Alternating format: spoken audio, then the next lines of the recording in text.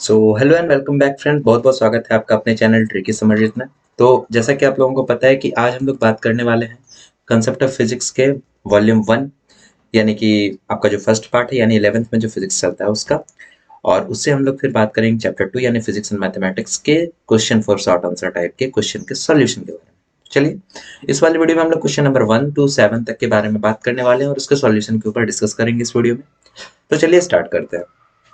तो अब जो आपका पहला क्वेश्चन है वो है कि is a vector necessarily changed if it is rotated through an angle. तो देखो, जो वेक्टर होता है ना, बेसिकली मैं बता देता हूँ यहाँ पे, जो वेक्टर होता है वो मैंने समरी वीडियो में भी बताया था कि उसके पास दो चीजें होती है। एक होती है उसके पास मैग्नीट्यूड और दूसरी होती है उसके पास डायरेक्शन।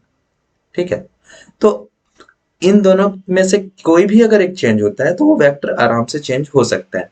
और मैं आपको जानकारी के लिए आपको बता दूं कि ये जो डायरेक्शन होता है उसे हम लोग एंगल के नाम से भी जानते हैं फिजिक्स में।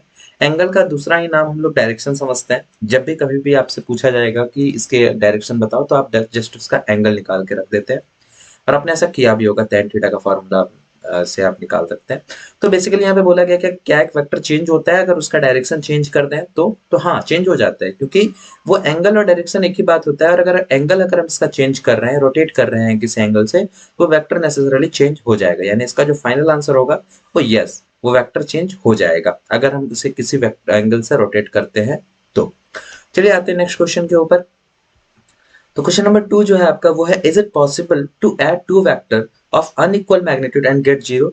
तो क्या देखो, नॉर्मली अगर हम लोग बात करें, दो अनइक्वल मैग्नीट्यूड ऑफ वेक्टर हैं, उनको ऐड करके हम लोग जीरो लाना है हम लोगों को। तो क्या ये पॉसिबल है? रियल लाइफ में अगर बात करें तो मान लेते हैं दो बंदा है, एक है आपका राम और दूसरा है आपका दोस्त श्याम। अब ये क्या कर रहा है ना, राम जो है वो इसको पुश कर रहा है, श्याम भी इसको पुश कर रहा है। और ये खास बात याद रखोगे कि ये अनइक्वल मैग्नीट्यूड से पुश कर रहा है, यानी कि ये फोर्स अगर लगा रहा होगा 10 न्यूटन का, तो ये थोड़ा ज्यादा लगा रहा होगा, यानी इसके इक्वल नहीं लगा रहा होगा। मान लेते हैं ये 20 न्यूटन का लगा रहा होगा। ठीक है। तो ये आपसे क्वेश्चन पूछा गया कि क्या इसमें कोई इफेक्ट देखने को मिलेगा या फिर इसमें जीरो इफेक्ट देखने को मिलेगा। तो कोई भी ऐसा इंसान जो इसे देख के ही आपको बता देगा कि इसमें जीरो इफेक्ट तो पक्का देखने को नहीं मिलेगा। इसमें श्याम के द्वारा ज्यादा फोर्स लगाया जा रहा है, इसलिए श्याम राम को धक्का दे देगा और राम पीछे की तरफ चला जाएगा। ठीक है। या जिस भी डायरेक्शन में धक्का देगा वो उसकी तरफ, उस डायरेक्शन में वो राम चला जाएगा, राम के ऊपर इफेक्ट देखने को मिलेगा। तो ये कभी भी पॉसिबल नहीं है कि अगर हम लोग दो वेक्टर को जोड़ें और उन दोनों का मैग्नीट्यूड अनइक्वल हो, अलग अलग मैग्नीट्यूड हो, और वो जीरो हो जाए। ऐसा पॉसिबल नहीं है। ये तो मैंने लॉजिकल बात किया। अब देखो, कंसेप्चुअल या कंसेप्ट बेस्ड या फिर कैलकुलेशन से हम लोग कैसे बात करते हैं। बोला कि दो अनइक्वल वेक्टर है, तो हम लोग इसका पहले कलर चेंज कर लेते हैं। मान लेते हैं कि एक वेक्टर आपके पास ए है और दूसरा वेक्टर आपके पास बी है। ठीक है। तो इसका हम लोग ये निकालना है हम लोगों को, रिजल्टेंट ऐड करेंगे और हम लोग देखते हैं कि क्या ये जीरो के बराबर आ सकता है। तो आपको पता है, मैंने समरी वीडियो में बताया था कि सम का जो फॉर्मूला होता है रिजल्टेंट का, वो क्या होता है, एक मैग्नीट्यूड ऑफ ए का square plus magnitude of B का स्क्वायर और plus 2 magnitude of A magnitude of E B और कॉस थीटा। ठीक है।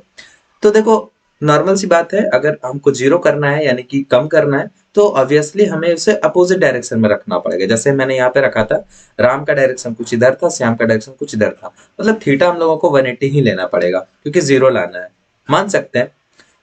तो यहाँ पे सिंस हम लोग थीटा इज इक्वल टू 180 लेंगे, तो यहाँ पे देख सकते हो ये आपका आ गया a square plus magnitude of b भी बी ही था तो बी स्क्वायर हो जाएगा। और यहाँ पे आपके पास आ जाएगा 2ab। cos 180 का वैल्यू आपको बता दें कि -1 होता है। ठीक है। यहाँ पे मैं लिख देता हूँ, cos 180 का जो वैल्यू होता है वो होता है -1। तो आप यहाँ पे देख सकते हो कि क्या यहाँ पे आपके सामने रिजल्ट आ रहा है, a square plus b square minus 2ab। और इसके अंदर जो है, अब यहाँ पे एक चीज और कि रिजल्टेंट हम लोग को जीरो लाना है, तो हम लोग यहाँ पे जीरो लिख सकते हैं। अब ये रूट इधर आ जाएगा तो यहाँ पे सिर्फ बचेगा क्या आपके पास, a माइनस बी का होल स्क्वायर के जैसा दिख रहा है। अब ये स्क्वायर भी हम लोग इधर कर देते हैं तो हमारे पास क्या बचेगा, a minus B is equal to zero simply. और यहाँ से आप देख सकते हो कि अगर b को हम लोग दूसरी तरफ ट्रांसफर कर दें तो ये हो जाएगा a इक्वल टू बी, यानी कि अगर ये मैग्नीट्यूड जीरो के बराबर तभी होगा इसका जब ये दोनों इक्वल वेक्टर होंगे। अनइक्वल वेक्टर के मैग्नीट्यूड ऐड करने के बाद जीरो नहीं आ सकते। ठीक है। ये क्वेश्चन भी है, डायरेक्ट यही कह रहा है। हम लोगों ने गलत दूसरा मैग्नीट्यूड मान लिया था, लेकिन फिर भी ये लास्ट में हमसे ये कह रहा है कि ये ए और बी तभी सम उसका 0 होगा जब ए और बी दोनों इक्वल होंगे। ठीक है, इसी का दूसरा पार्ट में क्या कह रहा है कि is it possible to add 3 vectors of equal magnitude and get 0? तो ये भी पॉसिबल है। कैसे पॉसिबल है वो देख सकते हो। पहले लॉजिकल देख लो, मान लो कि कोई 3 बंदे हैं और वो इक्वल मैग्नीट्यूड के फोर्स लगा रहे हैं, तो ये ऐसा पॉसिबल है कि तीनों को एक ऐसे अरेंजमेंट से अगर हम लोग कर दे तो एक कंडीशन ऐसा जरूर आएगा, और आएगा, बिल्कुल आएगा, जरूर नहीं बिल्कुल आएगा, जिस केस में वो तीनों का तीनों वेक्टर एक दूसरे को बैलेंस कर देगा और उसका जो इफेक्ट देखने को मिलेगा वो हमें 0 देखने को मिलेगा। तो देखो, मान लेते हैं कि एक बंदा इधर के डायरेक्शन में फोर्स लगा रहा है, ठीक है, और इससे जस्ट 120 डिग्री डायरेक्शन में इंक्लाइंड हुआ एक दूसरा फोर्स लगा रहा है, और इससे जस्ट 120 डिग्री इंक्लाइंड हुआ एक तीसरा फोर्स लगा रहा है, कुछ इस तरीके से। तो ये 120, देखो ये 120, ये 120, तो ऑब्वियसली ये भी 120 ही होगा क्योंकि टोटल 360 डिग्री का होता है सर्कल। तो ये देख लो, अब अगर इस तरह का हम लोग फोर्स लगाते हैं तो देख सकते हो, अगर ये इक्वल मैग्नीट्यूड का है, इसमें मान लेते हैं कि अगर ए वेक्टर है, ये भी ए होगा, ये भी ए होगा, तो अगर आप इसे सॉल्व करो तो पहले इसका x कंपोनेंट, फिर y कंपोनेंट, फिर z कंपोनेंट निकालना रहता है, फिर जाके आप इसे सॉल्व करोगे। मैं यहाँ पे इतना सॉल्व नहीं करूंगा क्योंकि ये शॉर्ट आंसर टाइप का क्वेश्चन है, ये आप लॉजिकली भी कर सकते हो, तो उतना लंबा हम लोग इसमें सॉल्व नहीं करने वाले हैं। तो बेसिकली आप ऐसे भी अंदाजा लगा सकते हो कि ए वेक्टर को इस डायरेक्शन में डाला गया, फिर इस दूसरे भी वेक्टर का मैग्नीट्यूड ए ही है, उसको भी इधर डाला गया और इसको भी इधर ही डाला गया एक ही डायरेक्शन में, और तीनों के बीच का जो एंगल है वो भी सेम है। तो इससे जो वेक्टर का जो इफेक्ट होगा वो बिल्कुल नहीं रहेगा क्योंकि तीनों सेम अमाउंट ऑफ फोर्स और सेम डायरेक्शन में लगा रहे हैं। तो इस केस में जो यहाँ पे मैग्नीट्यूड बनेगा, टोटल मैग्नीट्यूड, वो 0 के बराबर बनेगा। ठीक है, टोटल मैग्नीट्यूड जो यहाँ पे बनेगा, टोटल रिजल्टेंट जो बनेगा वो 0 के बराबर बनेगा। तो इस केस में मैं यहाँ पे कह सकता हूं कि दो अनइक्वल वेक्टर को ऐड करके 0 लाना पॉसिबल नहीं है, इसका आंसर होगा नो। जबकि ये जो पॉसिबल है, ये दूसरा वाला क्वेश्चन कि 3 वेक्टर को ऐड करके हम लोग 0 ला सकते हैं, तो इसका आंसर होगा यस, लाया जा सकता है। समझ आ रहा है? चलिए अब आते हैं नेक्स्ट की तरफ। क्वेश्चन नंबर 3 में कह रहा है कि does the phrase direction of zero vector have physical significance, does in terms of velocity and force. तो भाई साहब ये बहुत ही अच्छा क्वेश्चन है। तो सबसे पहले आप जान लो कि जीरो वेक्टर किसे कहते हैं। जीरो वेक्टर वैसे वेक्टर को कहा जाता है जिसके पास कोई भी मैग्नीट्यूड ना हो, जीरो मैग्नीट्यूड वेक्टर। अब इसके पास कोई ना कोई डायरेक्शन हो सकता है बट मैग्नीट्यूड बिल्कुल नहीं होगा। वैसे वेक्टर जिनके पास कोई मैग्नीट्यूड नहीं होता है, सिर्फ और सिर्फ उसके पास एक डायरेक्शन होता है, उसी को हम लोग जीरो वेक्टर कहते हैं। अब ये बोला जा रहा है कि डायरेक्शन ऑफ जीरो वेक्टर है फिजिकल सिग्निफिकेंस।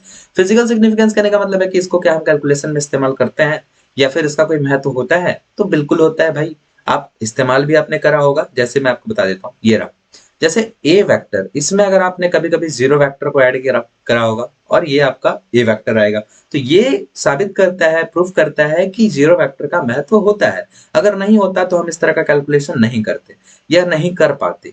दूसरा आपका, जैसे हम मान लेते हैं कि ए वेक्टर में से अगर प्लस करते हैं हम लोग माइनस ए वेक्टर, तो भाई साहब जीरो वेक्टर आता है। मतलब इसका ये मतलब नहीं है कि उसका वैल्यू जीरो है, उसका मतलब है कि उसका मैग्नीट्यूड जीरो है, उसके पास कुछ ना कुछ डायरेक्शन होगा, आर्बिटरी डायरेक्शन।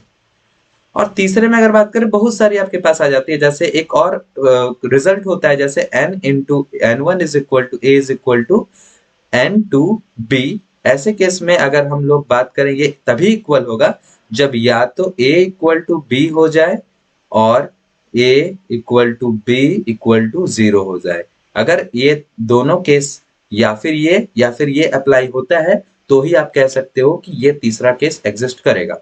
ठीक है, तो इससे तीनों से ये पता चल रहा है कि जीरो वेक्टर का महत्व होता है। अब यही कह रहा है कि discuss in terms of velocity force and, हाँ, वेलोसिटी एंड फोर्स के टर्म में आपको ये एक्सप्लेन करना है, डिस्कस करना है कि इसका महत्व होता है। तो भाई बहुत ही आसान है इसको एक्सप्रेस करना, देख लो। डिस्प्लेसमेंट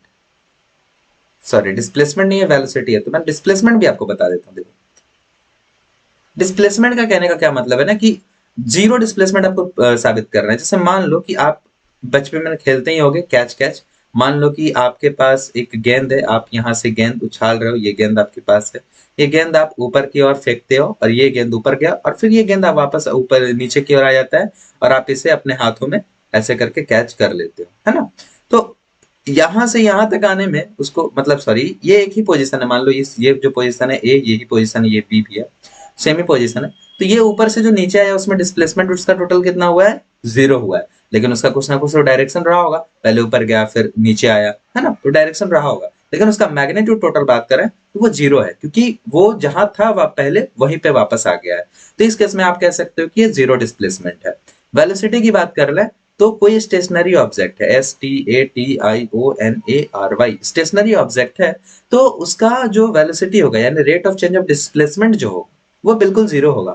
क्यों? क्योंकि वो अपने जगह से हिल ही नहीं रहा है। तो उस केस में उसका जो वेलोसिटी का मैग्नीट्यूड होगा ना, वेलोसिटी का जो मैग्नीट्यूड होगा वो हो जाएगा 0 के बराबर। और इस केस में आप कह सकते हैं कि वेलोसिटी भी 0 हो सकता है। फोर्स की भी बात करें तो अगर किसी डायरेक्शन में फोर्स लग रहा है और डिस्प्लेसमेंट नहीं हो पा रहा है तो उस केस में हम बोलेंगे कि अमाउंट ऑफ फोर्स जो है, या फिर कह सकते हो कि किसी कहीं पे फोर्स लगा और वो बिल्कुल ना के बराबर वहां पे फोर्स लग रहा है, तो वो जीरो वेक्टर के तहत आ सकता है। ठीक है, तो बेसिकली हम लोग ये समझ रहे थे कि जीरो वेक्टर का फिजिक्स में महत्व है या नहीं। इसका बहुत ही ज्यादा हम लोग यूज करने वाले हैं आने वाले टाइम पे, क्योंकि ए वेक्टर में से ए वेक्टर माइनस करेंगे तो आपको पता ही नहीं है कि जीरो वेक्टर का वैल्यू होता भी है या नहीं।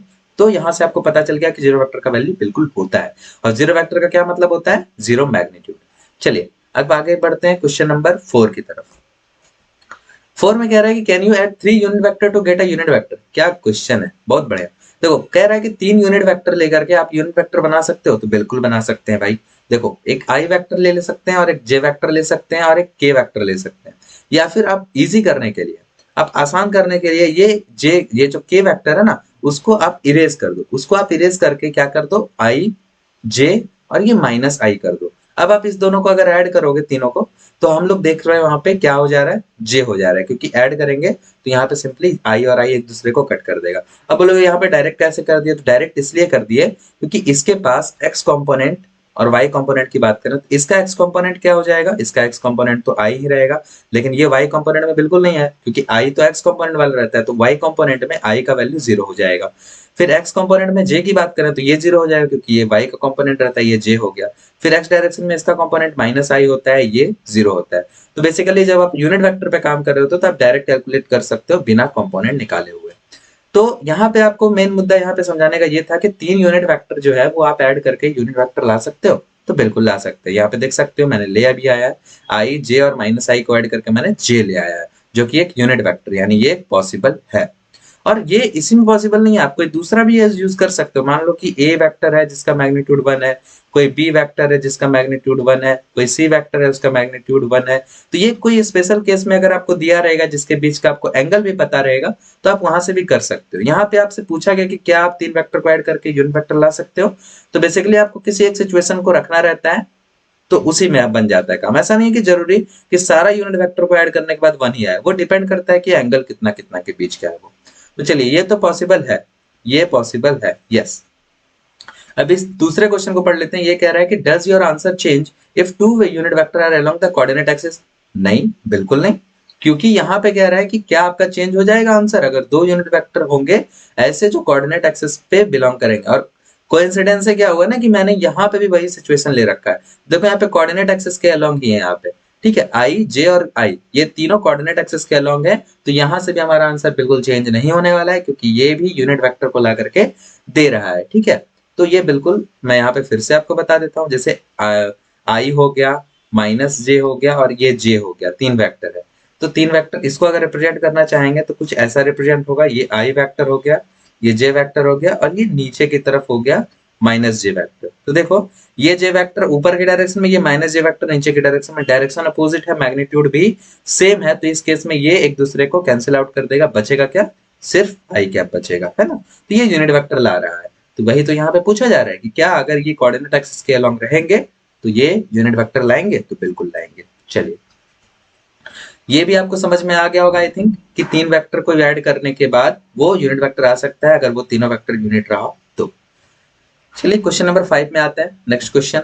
अब आगे कह रहा है कि can we have physical quantities having magnitude and direction which are not vectors. क्या बात है, यहाँ पे पूछा जा रहा है कि क्या ऐसे फिजिकल क्वांटिटीज हो सकते हैं जिनके पास मैग्नीट्यूड और डायरेक्शन हो लेकिन वो वेक्टर्स ना हो। तो बिल्कुल हो सकते हैं। मैंने आपको समरी वीडियो में भी इसके बारे में बताया था कि कोई भी क्वांटिटी, जैसे मान लो कि इलेक्ट्रिक करंट के बारे में बात कर लेते हैं। इलेक्ट्रिक करंट, इसके बारे में अगर हम लोग बात करें तो इसके पास मैग्नीट्यूड तो होगा ही, मैग्नीट्यूड तो होता ही है सब चीज का, है ना। मैग्नीट्यूड तो हर सारी चीजों का होता है, कितना केजी है, कितना करंट है, कितना एम्पियर है, कितना दर्जन है, कितना मीटर है, सारी चीजों का मैग्नीट्यूड होता है। लेकिन जिसके पास डायरेक्शन भी आ जाए वो अक्सर वेलोसिटी वेक्टर कहलाता है, ठीक है। और वेक्टर बेसिकली क्या कहता है, मैंने आपको समरी वीडियो में बताया भी था कि वेक्टर ओरिजिनली वो होता है जिसे हम लोग क्या चीज से ऐड कर सके, वेक्टर एडिशन लॉ के तहत ऐड कर सके। और अगला क्वेश्चन उसी के ऊपर है। तो अगला क्वेश्चन पे जाने से पहले इस क्वेश्चन के ऊपर बात कर लेते हैं। तो इलेक्ट्रिक करंट के पास मैग्नीट्यूड प्लस डायरेक्शन भी होता है, आपने देखा होगा, उसका डायरेक्शन भी होता है, ठीक है, पॉजिटिव से नेगेटिव की तरफ। हालांकि ये ट्रेडिशनल से चलता आ रहा है, हालांकि नेगेटिव वाले से इलेक्ट्रॉन निकल के पॉजिटिव में जाता है, बट हम लोग क्या समझते हैं, हम लोग पॉजिटिव से नेगेटिव की ओर चलते आते हैं, जो कि गलत है। लेकिन फिर भी ट्रेडिशनली वो चलता आया है, वो हम लोग समझ लेते हैं कि इलेक्ट्रॉन जिधर डायरेक्शन में फ्लो कर रहा होता है उसके जस्ट अपोजिट डायरेक्शन को हम लोग करंट का डायरेक्शन मानते हैं शुरू से। लेकिन इसका कोई मतलब नहीं बनता, इसके पीछे का कोई लॉजिक नहीं है, बस मानते चले आ रहे हैं। तो मानते चले आ रहे हैं तो सभी मान रहे हैं, कोई किसी को कोई प्रॉब्लम नहीं है, तो क्या ही कह सकते हैं। तो मैग्नीट्यूड डायरेक्शन होने के बावजूद ये जो है वो वेक्टर नहीं है, वेक्टर ये चीज नहीं है। एक दूसरा भी क्वांटिटी है जिसके बारे में मैंने पिछली वीडियो में बताया था समरी वाले में, प्रेशर। इसके पास भी मैग्नीट्यूड है और इसके पास कोई स्पेसिफिक डायरेक्शन तो नहीं होता है, जब बस ये सारे डायरेक्शन में लग रहा होता है। तो डायरेक्शन की बात हम लोग यहाँ पे भी करते हैं, तो इस केस में हम कह सकते हैं कि ये भी वेक्टर नहीं है। समझ आ रहा है। तो दो क्वांटिटी वैसे हैं, करंट, इलेक्ट्रिसिटी करंट और एक प्रेशर। तो अगला क्वेश्चन है आपके पास, क्वेश्चन नंबर 6, जो कह रहा है कि ये दो स्टेटमेंट आपके पास गिवन है, इसमें आपको बताना है कि कौन सही है, या फिर मतलब सही तो दोनों है, कौन ज्यादा सही है, कौन ज्यादा अप्रोप्रिएट है। तो पहला आपका स्टेटमेंट कह रहा है कि two forces are added using triangle rule because force is a vector quantity. मतलब दो फोर्स को हम लोग वेक्टर यानी ट्रायंगल रूल आप पता है आपको, वेक्टर रूल जो होता है, वेक्टर एडिशन रूल, वो दो तरह का होता है। एक होता है आपका ट्रायंगल रूल और एक होता है पैरेललोग्राम रूल, है ना। तो ये दो तरीके से हम लोग ऐड करते हैं। तो पहला बोल रहा है कि दो फोर्स को अगर हम ऐड करते हैं ट्रायंगल रूल के जरिए, क्योंकि फोर्स एक वेक्टर क्वांटिटी होता है, ये ज्यादा सही है। या फिर दूसरा बोल रहा है कि force is a vector quantity because two forces are added using triangle rule. तो ये ज्यादा सही है, ये आपको पता चल जाना चाहिए क्योंकि मैंने इसके बारे में समरी वीडियो में बहुत अच्छे से डिस्कस करा था। तो ये सेकंड वाला ज्यादा अप्रोप्रिएट है। क्यों? क्योंकि मैंने बताया था कि वेक्टर का डेफिनेशन एग्जैक्टली क्या होता है। वेक्टर का डेफिनेशन एग्जैक्टली ये होता है कि जो quantity, those quantity which can be added using vector addition law, ठीक है। यहाँ पे देखो, वेक्टर एडिशन लॉ के तहत दो फोर्स को ऐड किया जाता है, इसलिए फोर्स वेक्टर क्वांटिटी है। ये ओरिजिनल डेफिनेशन है, इसलिए आपका बी जो होगा वो सही होगा, ठीक है। यहाँ पे मैं डेफिनेशन भी लिख देता हूं, those quantity which can be added using vector addition, या लॉ कह सकते हो, vector addition law is vector are vectors. चलो, तो यहां पे भी वही कह रहा है कि ये फोर्स वेक्टर क्वांटिटी इसलिए है क्योंकि दो फोर्स को वेक्टर एडिशन के तहत ऐड कर सकते हैं। तो बस ये डेफिनेशन को ही तो फॉलो कर रहा है। दूसरे में भी वही बात कर रहा है लेकिन जस्ट अपोजिट। ये भी बात उतना ही सही है जितना ये सही है, लेकिन ये थोड़ा ज्यादा सही है क्योंकि ये डेफिनेशन के तहत काम कर रहा है, इसलिए B is correct, more appropriate कह सकते हो। गलत तो कोई नहीं है, बी इज मोर अप्रोप्रिएट, ठीक है। चलो, आज के सेशन के सबसे लास्ट क्वेश्चन के ऊपर चलते हैं। क्वेश्चन नंबर 7, ये क्या कह रहा है कि can you add two vector representing physical quantities having different dimension. देखो, यहाँ पे अगर आपने एक वीडियो होगा मेरा जो आप देख सकते हो डायमेंशन का, वो मैं यहाँ पे स्क्रीन पे डाल दूंगा, वहां पे आप देख सकते हो। और इसका आई बटन पे आपको लिंक मिल जाएगा वो वीडियो का, वहां से देख सकते हो। मैंने डायमेंशन के ऊपर थोड़ी डिस्कस करी है बातें, तो वो आप वीडियो देखोगे तो ये बात समझ में आ जाएगा कि डायमेंशन के पास एक प्रॉपर्टी होता है, वो होमोजेनिटी का। होमोजेनिटी प्रॉपर्टी क्या होता है? होमोजेनिटी होमोजेनिटी प्रॉपर्टी होता है कि जब भी आप किसी भी इक्वेशन के ऊपर बात कर रहे होते हैं, जैसे हम अगर एक इक्वेशन ले लें यहाँ पे, s is equal to u t plus half a t square, इसमें अगर बात करें तो इसके हर टर्म का जो डायमेंशनल वैल्यू होगा वो सेम होगा, वो होमोजेनिटी प्रिंसिपल ऑफ डायमेंशन कहलाता है। जैसे एस डिस्प्लेसमेंट है, यानी इसका जो यूनिट होगा या फिर डायमेंशन की बात करें तो वो ये एल होगा, ये तो आपका यूनिट हो गया। फिर u इंटू टी, देखो u क्या है, स्पीड है, और टाइम क्या है, t से टाइम होता है, स्पीड इंटू टाइम क्या होता है, डिस्टेंस, इसका भी यूनिट होगा मीटर और डायमेंशन होगा l। और यहाँ पे देखो हाफ ए टी स्क्वायर, तो हाफ का तो भैया डायमेंशन होता ही नहीं है, वो डायमेंशनलेस क्वांटिटी है। एक्सेलरेशन क्या होता है, double rate of change of time, यानी मतलब मीटर बाय टाइम का स्क्वायर होता है, m बाय टी का स्क्वायर होता है आपका एक्सेलरेशन। हालांकि ऐसा डेफिनेशन कहता नहीं है, बट आप समझने के लिए ऐसा लिख सकते हो, double rate of change of acceleration होता है, सॉरी डिस्टेंस होता है, double rate of change of displacement is to acceleration. तो यहाँ पे देख सकते हो टी एक्सेलरेशन के बदले ये चीज हम लोग लिख सकते हैं, टी स्क्वायर से टी स्क्वायर गया, बचा मीटर, और मीटर के बदले यहाँ पे मीटर और इसका डायमेंशन एल। तो यहाँ पे देख सकते हो कि जो ऐड हुआ है ना, वो सब का सब क्वांटिटी का जो डायमेंशनल फार्मूला है वो सेम है, एल ही है। यानी कि अगर आप किसी भी वेक्टर क्वांटिटी को या फिर किसी भी फिजिकल क्वांटिटीज को अगर आप ऐड करना चाहते हो, तब वो सेम डायमेंशन का होना चाहिए, ना कि डिफरेंट डायमेंशन का। यहाँ पे बोला है कि डिफरेंट डायमेंशन को ऐड कर सकते हैं क्या, तो आप सामने देख रहे हो कि डिफरेंट डायमेंशन को ऐड नहीं किया जा सकता है। जैसे मान लो कि फोर्स में अगर हम लोग बात करें, ऐड कर दें डिस्प्लेसमेंट का, तो वो चीज ऐड नहीं हो सकता है, क्योंकि फोर्स एक अलग क्वांटिटी है, डिस्प्लेसमेंट एक अलग क्वांटिटी है, उसका डायमेंशन कुछ और होता है, इसका डायमेंशन कुछ और होता है। तो पहले का आंसर हो जाएगा नो, हम लोग ऐड नहीं कर सकते। दूसरा पार्ट क्या कह रहा है कि can you multiply two vectors representing physical quantities having different dimension, तो हाँ, इसे हम कर सकते हैं, क्योंकि फोर्स इज इक्वल टू क्या होता है, मास इनटू एक्सेलरेशन। फोर्स का डायमेंशन अलग, मास का डायमेंशन अलग, एक्सेलरेशन का डायमेंशन अलग, तो ये चीज हम लोग कर सकते हैं। Yes, we can multiply, we can multiply, लेकिन ऐड उसी को कर सकते हैं जिसका डायमेंशन सेम होगा।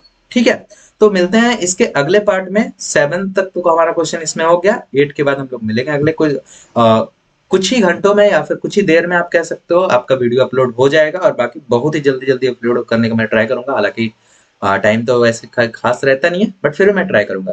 बाकी आप लोग पढ़ाई करते रहिए अच्छे से, और फिर मिलते हैं नेक्स्ट वीडियो में। तब तक के लिए बाय, टेक केयर।